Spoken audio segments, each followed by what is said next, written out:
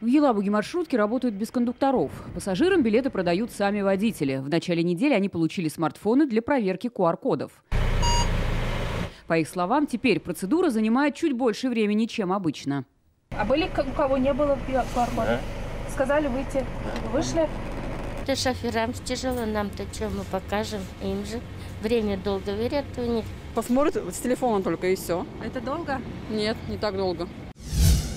Заинским водителям повезло больше. Они работают вместе с кондукторами. Курсируют по единственному городскому маршруту. За первый день не было ни одного пассажира без QR-кода. С QR-кодами ездят и, получается, со справками, которые медотводы. Специально я это прошел, вакцинацию, чтобы в автобус приходится ездить. QR-коды у пассажиров требуют и на Нурлатском автовокзале. Проверка начинается уже на кассе при покупке билета. Народ хорошо относится. Никто не возмущается, все уже приготовлено, у всех имеется паспорт, QR-коды. Люди хотят просто жить. Это для людей надо самих. Нужно, чтобы не болеть, потому что в стране заболевших очень много у нас.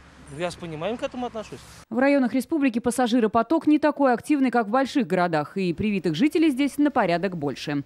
Светлана Звонарева, Айдар Шейгалямов, ТНВ, Татарстан.